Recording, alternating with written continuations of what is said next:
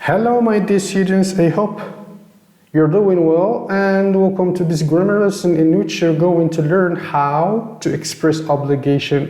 السلام عليكم ورحمة الله تعالى وبركاته ومرحبا بكم أعزائي التلاميذ مرة أخرى في هذا الدرس من دروس النحو اللي من خلاله غادي نتعرفوا على الكيفية ديال التعبير على الوجوب. ما معنى الوجوب or in English obligation l'obligation؟ نعني بالوجوب هو التعبير يعني على وجوب فعل شيء أو عدم الوجوب لفعله. بمعنى ملي كنوجهوا الخطاب ديالنا يعني أو كنتكلموا مع شي شخص ما يعني غادي نتعرفوا على كيفية كيفاش نقولوا مثلا يجب عليك أو لا يجب عليك. هذا هو الوجوب، خصك ولا ما خصكش تقوم بالحاجة هذه إلى آخره. But before that, my dear students, let me give you a situation. قبل ما ذلك أعزائي التلاميذ دعوني أعطيكم حالة اللي حدثت لكارول وأخوها. So Carol and her brother Tom were playing in the garden. الحالة هي أن توم أو عفوا كارول والأخ ديالها توم كانوا كيلعبوا في الحديقة. Suddenly Tom got injured. فجأة جرح توم. As you can see, Tom in this picture is bleeding. كما كتشوفوا في الصورة توم ينزف دما. So Carol has decided to call her mother to signal the incident. وبالتالي كارول يعني تتهاتف الأم ديالها أو كتتصل بالأم ديالها من أجل الإعلام على الحادثة باش تقول لها شنو وقع. Right? So the mom on the phone will tell Carol what she must do and what she mustn't do. إذن في الهاتف الأم ديال كارول غادي تقول لها أشنو اللي خصها دير وشنو اللي ما خصهاش دير. Right? Good. So Carol is speaking to her mother on the phone. كارول كتكلم مع الأم ديالها في الهاتف. Carol, it's me mom. Tom is إنها أنا أمي. توم إذن 3 النقط أو 4 النقط كيعنيو بأن كارول ما كملتش الهضرة ديالها، بمعنى الأم ديالها قطعتها. علاش؟ لأن فسمعت توم بمعنى تفاجأت أو خافت وبالتالي قطعتها وقالت لها mother. What? What's wrong with Tom? ماذا حدث لتوم؟ ماذا وقع لتوم؟ Carol. His legs bleeding. His legs bleeding. أعزائي التلاميذ الأبوستروفي اس هي is.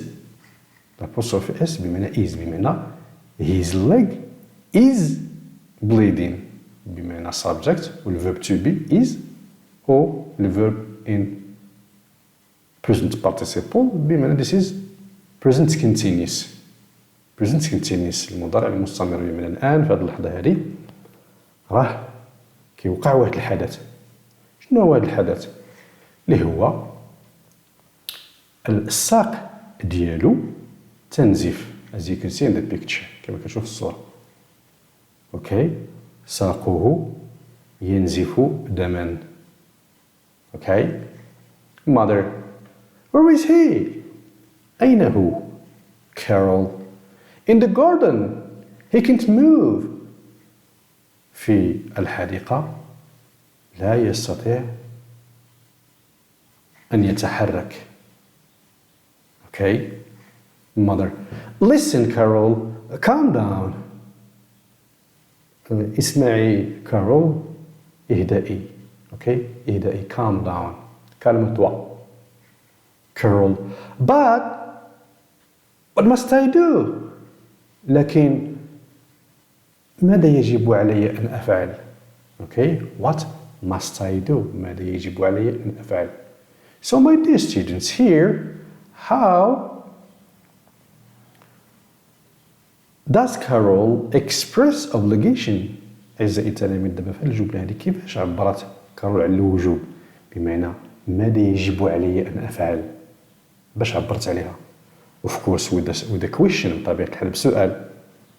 And what else؟ وماذا أيضا؟ With a modal verb which is must. واحد الفعل المساعد اوكي اللي هو must. وملي كنقول فعل مساعد بمعنى كنتوقع أنه خص يكون فعل رئيسي باش كيكمل المعنى اللي هو دو. ماذا يجب علي؟ لاحظوا معايا ما كانش المعنى، يمكن خصني فعل آخر باش يكمل المعنى. ماذا يجب علي أن أفعل؟ دابا عاد كمل المعنى، وبالتالي هادشي علاش تسمى must a modal verb أو فعل ناقص أو helping verb ما كيكملش المعنى الجملة إلا اللي كيكون واحد الفعل كيكون موراه. دابا نشوف هادشي من بعد. وبالتالي لكن ماذا يجب علي أن أفعل؟ Mother, you must comfort him.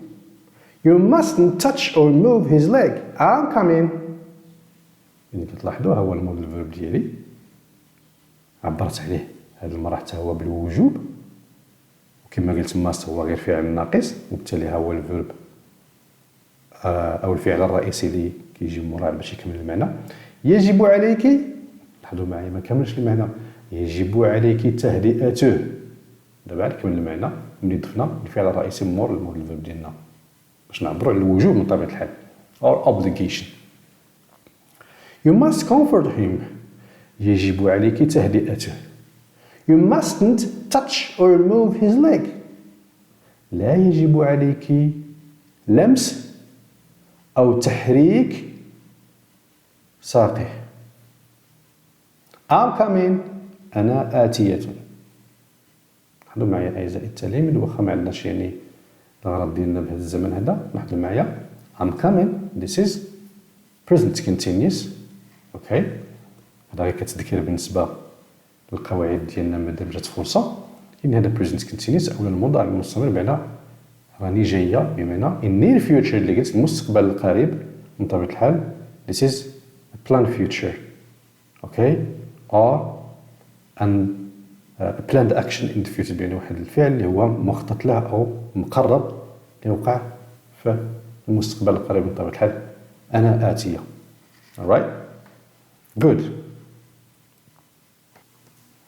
Now my dear students, after having read our dialogue between Carol and her mother about Tom's injury, let's answer a question or do an exercise. أعزائي التلاميذ بعد ما قرينا الحوار ديال ما بين كارول والوالدة ديالها حول الجرح أو الحادثة اللي وقعت لتوم، غادي نشوفوا واحد التمرين أو واحد السؤال نجاوبوا عليه. In this exercise we must complete the space. في التمرين هذا كيخصنا نتمموا الفراغ ونملؤوا الفراغ. We must fill in the space using of course our modal verb must or negative form mustn't to express obligation. من طبيعة الحال حنا مستعملين يعني هذا الفعل المساعد اللي هو must في الإيجاب أو mustn't يعني في الصيغة ديال النفي من أجل طبعا التعبير على الوجوب or obligation in English. So what must Carol do? شنو كيخصها دير كارول؟ Of course according to the dialogue طبعا حسب الحوار اللي شفنا. Let's come back. نعاود نرجعنا فيها بس. Notice Carol's mother told her you must comfort him. الأم ديال توم قالت لها في الهاتف يجب عليك تهدئته، وبالتالي Carol must comfort who? Must comfort توم. إذن يجب عليها تهدئة ماذا؟ باش ما نقولش تهدئة باش نعرفاش كنتكلمو. يجب تهدئة في عوضهم نكتبو توم. Okay? So Carol must comfort Tom. Carol must comfort Tom. Or Carol must comfort her brother Tom. كارول يجب عليه تهدئة توم ويجب عليها تهدئة أخاها توم. Now, what mustn't Carol do? الآن ماذا لا يجب عليها أن تفعل؟ Let's go back to the dialogue. Notice, you mustn't touch or move his leg. So, her mother told her on the phone that she mustn't touch or move Tom's leg. إذن في الهاتف الأم قالت لكارول بأنها لا يجب عليها لمس أو تحريك الساق ديالو. Alright? So غادي نكتبو Carol في عوض you. Carol mustn't touch or move his leg. Or Carol mustn't touch or move Tom's leg. بحال بحال. بما شنو قلت أنا بأن كارول لا يجب عليه يعني لمس أو تحريك الساق ديالو أو لا يجب عليه تحريك أو لمس أو تحريك ساق توم. Alright? Good. So Carol mustn't touch or move his leg, or Carol mustn't touch or move Tom's leg. Here are our answers, my dear students. هادو هما الجمل اللي نكتبو تما. Carol must comfort Tom. The second, in negative form, الجوجة في صيغة النفي. Carol mustn't touch or move Tom's leg. كارول يجب عليها لمس أو تحريك الساق ديال توم. أعزائي التلاميذ، قبل ما نكملوا، الله يرضي عليكم، راه هذا الشيء تابعكم بزاف، لا في الجزء المشترك ولا في الأولى بكالوريا وخاصة في الثاني بكالوريا. هما واخا سميناهم غير auxiliaries ولا modal verbs أو أفعال ناقصة، راه واحد المجهود كيتطلبوا باش غنفهموهم، راه لا يتصور. حنا ما كنصعبوش الامور، الحمد لله. الا تبعنا راه حنا نفهموا بشكل سريع بشكل واضح، ما عندناش اشكال. ولكن اللي كنطلب منكم هو انه ما تخليهم حتى يتجمعوا. وماشي غير هذا الشيء، مادام بصدر حنايا اللغه الانجليزيه تنتعلموا الانجليزيه، يعني ما نخليش كلشي حتى للتالي. ديك الساعه ما يبقاليش الوقت وغادي يستعصى عليا الامر انني يعني نفهم كلشي. اذا من دابا حد مازال قدامكم سنوات، هذا مثلا في الصيف الى اخره، نعاود نرجع ونقرا. اوكي، وما نخليش هادشي يتجمع كما قلت، اللي راه تابعكم ان شاء الله. right good. now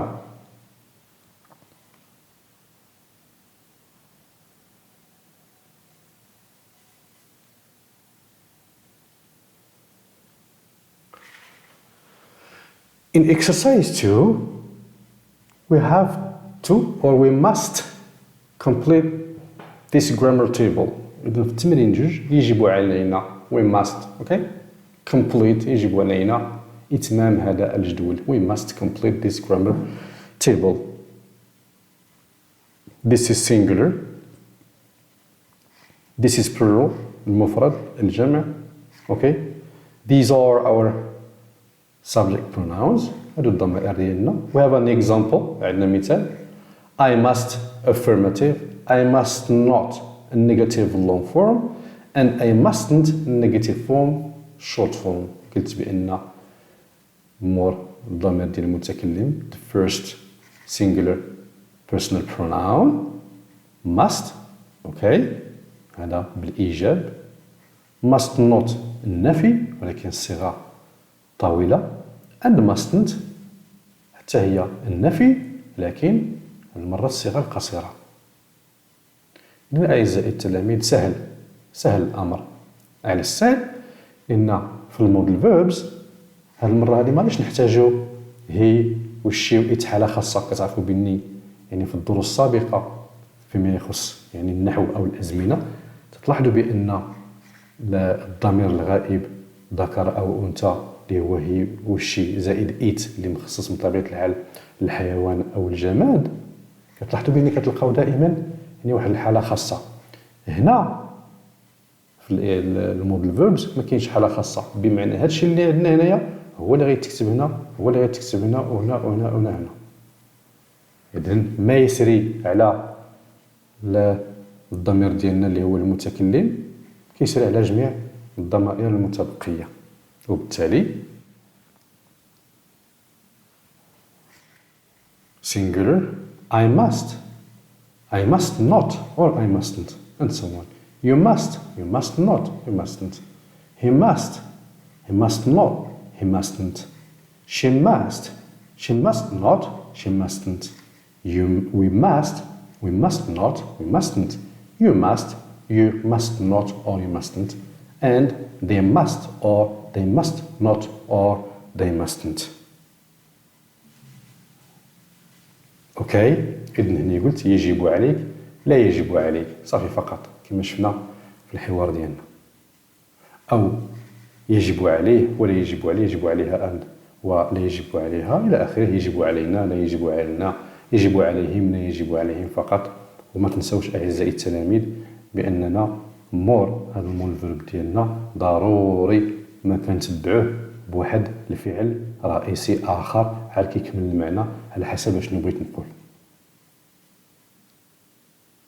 Now let's do an exercise. Fill in the spaces with must or mustn't. إلا نجي نقوموا بهذا التمرين هذا ونملؤوا الفراغ ديالنا بالموديل فيرب ديالنا اما must ولا mustn't باش نعبروا على الوجوب ولا obligation. So this is a small conversation between a dentist and a boy. هذا واحد الحوار ما بين أو حوار صغير ما بين طبيب أسنان وطفل. Dentist. You brush your teeth. We mean by brush your teeth in Arabic كنقصدوا brush your teeth باللغة العربية الفصحى هو يعني غسل الأسنان.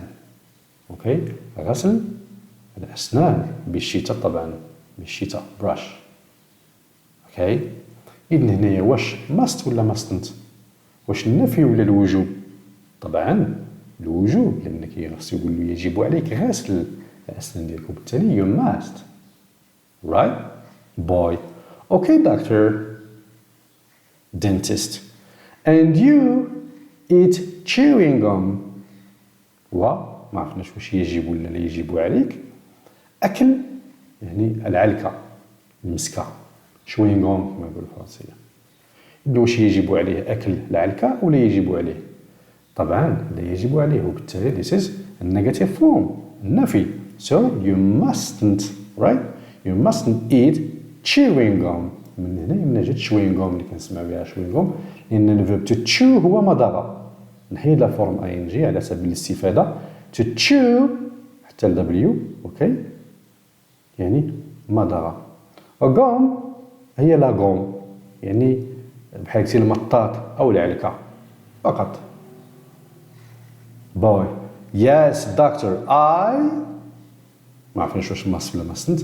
Stop eating chewing gum. أتوقف عن أكل العلكة. إذن واش لا يجب علي أن أتوقف ولا يجب علي أن أتوقف؟ طبعا بالإيجاب يجب علي أن أتوقف. I must stop eating chewing gum. So here are our answers. Dentist.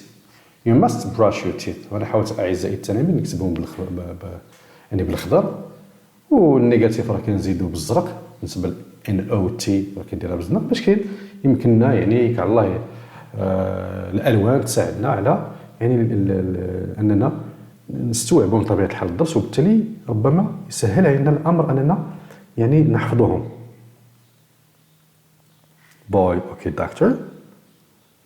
Dentist. And you mustn't eat chewing gum. إذن ولا يجب عليك the negative note short form و must لا يجب عليك تناول العلكة. Boy, yes doctor, I must stop eating chewing gum. يجب علي التوقف عن أكل العلكة. Now 4. We have 5 pictures. Let's write sentences using, of course, the modal verbs must or mustn't to express obligation. أعزائي التلاميذ عندنا واحد 5 ديال الصور. غادي نحاول نكتبوا جمل ديالنا معبرين على الوجوب بهذه الأفعال الناقصة اللي هي must or mustn't. Okay? We have an example here. How to keep healthy. كيف نحافظ على صحتنا. Okay? كيف نحافظ على صحتنا. 1. You must practice sport. The example we have is 1. You must practice sport. المثال اللي عندنا هو 1. يعني يجب عليك ممارسة الرياضة. Right? Now for the second. What do we have here? بالنسبة للثانية أو الصورة الثانية شنو عندنا هنايا؟ Here we can see sweets. Sweets. الحلوى. Or candies. إذن sweets أو candies كيقصدوا بها الحلوى. غير sweets British English الإنجليزية البريطانية و candies في البلورال بطبيعة الحال في الجمع يعني اللغة الإنجليزية الأمريكية. إذن أعزائي التلاميذ شنو خصنا نقولوا؟ For example ما خصناش نتناولوا الحلوى أو الحلوى بكثرة أو كيخصنا نتوقفوا على أكل الحلوى مثلا. So how can we say this in English? For example, you must دابا نديرو بالإيجاب you must stop eating sweets or you must stop eating candies. بالنفي بالنيجاتيف لا يجب عليك. You mustn't eat sweets or you mustn't eat candies. لا يجب عليك تناول الحلوى. 3. Here, this is a signal which shows that smoking is forbidden. هذه واحد العلامة أو إشارة اللي كتبين لنا يعني أن التدخين ممنوع. إن كيفاش نعبروا على لا يجب عليك يعني التدخين. So in English we can say you mustn't smoke, right? You mustn't smoke. بالنسبة لشي إنسان مثلا إذا كان يدخن ولا نقولوا بالإيجاب يجب عليك التوقف عن التدخين. We can say so in English. You must stop smoking. Okay? Or else you will have cancer أو سوف تصاب بالسرطان مثلا. إذن بالإيجاب you must stop smoking or in negative form you mustn't smoke. Right? Here in the fourth picture we can see a doctor and the patient. هنا في الصورة رقم 4 كنشوفوا طبيب ومريض أو طبيبة ومريض. So for example, if you want to advise, for example, a friend of ours who is sick, what would we say? مثلا بغينا ننصحو مثلا صديق ديالنا مريض كيفاش ننصحوه نقولوا مثلا خصك تمشي للطبيب مثلا يجب عليك رؤية الطبيب. Simply we can say you must see a doctor. Right? You must see a doctor. مثلا بغينا مثلا الطبيبة كتنصح المريض. The doctor is advising her patient. شنو غتقولوا؟ مثلا يجب عليك مثلا أكل وجبات يعني متوازنة for example. Okay? So you must take or you must eat balanced food. الأكل متوازن إلى آخره. Now we can see some vegetables and fruit or fruit. Yes, we have some fruit and some vegetables. كنشوف في الصورة بعض الفواكه وبعض الخضر. So, for example, how can we express obligation for this picture? كيفاش يمكننا نعبروا على الوجوب بالنسبة لهذه الصورة هذه؟ For example, if you want to advise a friend of ours also, إلا بغينا مثلا عاوتاني يعني ننصحوا شي صديق ديالنا، مثلا خصنا نقول له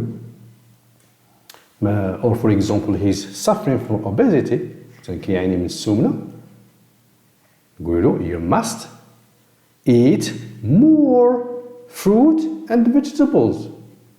يجب عليك تناول الفواكه والخضر بكثرة. Alright? Now let's check our answers. نشوفوا الإجابة ديالنا دابا.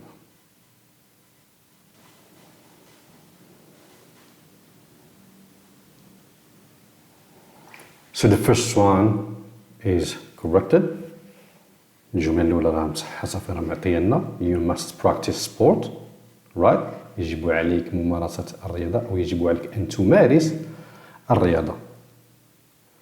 Second، أعزائي التلاميذ حاولت ما أمكن واخا نطلب منا أننا نعطيو غير جملة واحدة إما بالإيجاب أو النفي، حاولت ما أمكن في هاد الجمل اللي بقاو لنا يعني حاولت نعطيهم مرة بالإيجاب ومرة يعني بالنفي باش نزيدو يعني نستوعبوا مزيان الكيفية على التعبير على الوجوب.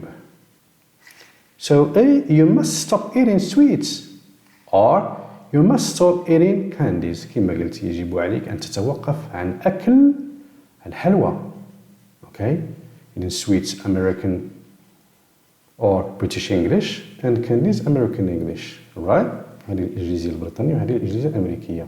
وبالمناسبة ملي كنقولوا الحلوى ماشي اللي كتحضر في البيت بمعنى كيكس or كوكيز، لا، هذه الحلوى ديال 4 درهم 2 درهم اللي كنشوفوا او اللي كنلقاوها عند مول الحانوت. B with negative form، B بصيغه ديال النفي، you mustn't eat sweets or you mustn't eat candies. Okay؟ يجب عليك أن لا أو لا يجب عليك أكل الحلوى.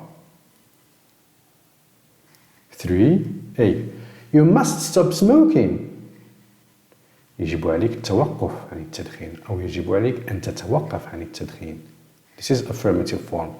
For the negative form بالنسبة للصيغة ديال النفي you mustn't smoke. لا يجب عليك التدخين أو يجب عليك ألا تدخن.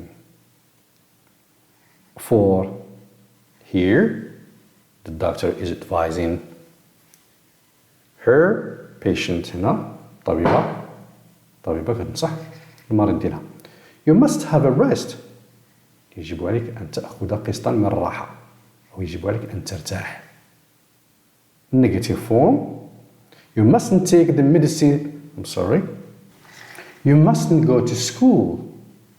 لا يجب عليك الذهاب إلى المدرسة أو لا يجب عليك أن تذهب إلى المدرسة أو يجب عليك ألا تذهب إلى المدرسة. Why? Maybe in order not to affect his mates or classmates. ربما باش ما يعاديش يعني الزملاء ديالو. 5 and the last A. You must eat more vegetables and fruit. يجب عليك تناول الخضر والفواكه بكثرة. بالمناسبة راه تشوفوا هادشي إن شاء الله في جدع مشترك. فروت ما كتاخذ شيء اس لا في المفرد ولا في الجمع. فيجيتابلز واخا فيها الاس، وانا بالنسبه للفروت الفواكه اما فاكهه او فواكه ما فيهاش اس. B and the last you mustn't eat too much fast food. يجب عليك ألا تتناول الوجبات السريعة بكثرة. Okay? Now my dear students, 5 and the last exercise in أعزائي التلاميذ التمرين الأخير والخامس والأخير. We have a table here to fill in. عندنا واحد الجدول نمرة of course with must or mustn't بطبيعة الحال بهاد الأفعال هادو. for example what you must do at school, in class, in hospital, and with what you mustn't do at school, at or in class or in hospital.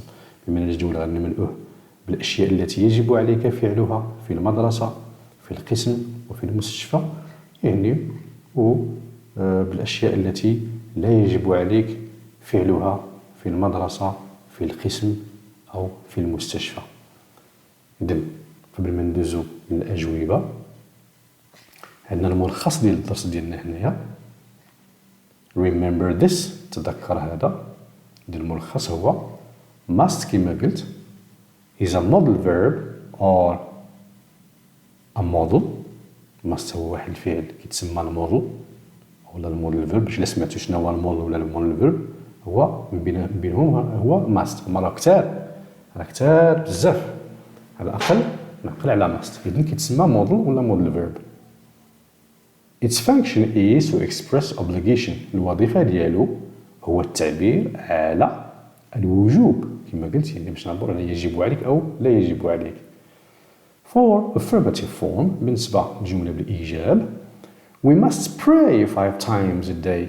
يجب علينا أن نصلي 5 مرات في اليوم. إذا لاحظوا معايا بأن pray يعني is underlined، يعني مسطرين عليها. علاش؟ باش تعرفوا بأن دائما كيخصنا واحد الفعل ثاني اللي كيكون مور المودل فيرب زين باش يكمل المعنى. اوكي. now for negative form. for negative form نفس الشيء، يعني باش نعبروا على prohibition أو المنع، أو المنع بمعنى لا يجب عليك. كنقول يجب عليك طبعا يعني كنعبروا على المنع prohibition. إذن you mustn't play with matches. you mustn't play with matches. يجب عليك ألا تلعب بأعواد الثقاب. ما معنى أعواد الثقاب؟ هو الوقيد اللي كنقول باش كنشعلو الوقيد.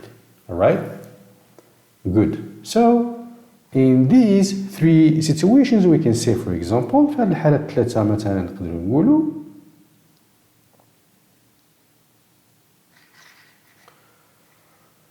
at school I must come on time. في المدرسة يجب علي يعني أن أصل في الوقت. at school I must put on my school uniform. في المدرسة يجب علي أن أضع أو ألبس وزرتي، طابلية. أوكي، الوزرة أو طابلية كما كنقولوا بالدارجة. in class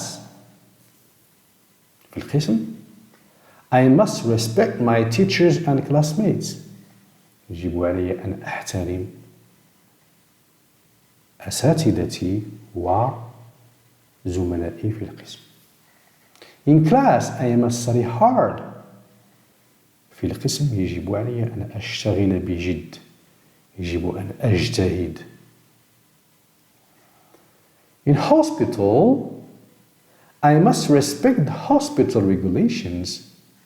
في المستشفى يجب علي أن أحترم القوانين أو القوانين الداخلية للمستشفى. in hospital I must respect the visit schedule. إذن في المستشفى يجب علي احترام مواعيد الزيارة. أوكي، أو جدول مواعيد الزيارة. now for negative form بالنسبة للنفي أو بالنسبة prohibition المنع. at school I mustn't come late. في المدرسة يجب علي ألا أصل متأخرا. at school I mustn't quarrel with the students. في المدرسة يجب علي ألا أتشاجر مع التلاميذ. واش نبقى ندبزنا اليوم؟ In class في القسم I mustn't use my mobile phone during class. في القسم يجب علي ألا أستعمل هاتفي الخلوي أو هاتفي النقال خلال الدرس.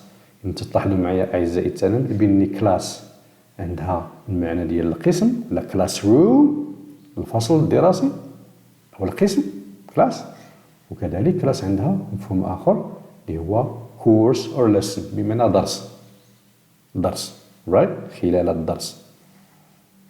In class I mustn't cheat. في القسم يجب علي ألا أغش، ما خصنيش نغش to cheat. In hospital I mustn't make noise. في المستشفى يجب علي ألا أصدر ضجيجا، ما خصنيش ندير الصداع. Why? To avoid bothering or disturbing patients. يعني من أجل تجنب إزعاج المرضى.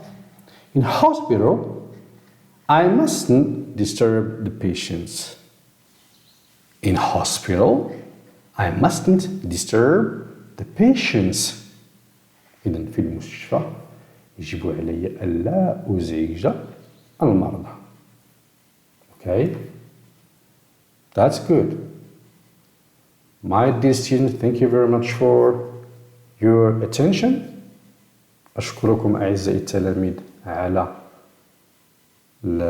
الإصغاء والانتباه، وكنذكركم راجعوا ثم راجعوا باش يمكن لكم يعني أو باش ما يجوكمش الدروس القادمة يعني صعيبة، ما نخليش كلشي تيتجمع على كاستكير فقط. Thank you very much for watching, for your attention, and I hope to see you soon in another class. أراكم قريبا إن شاء الله في درس جديد. إلى اللقاء. Bye.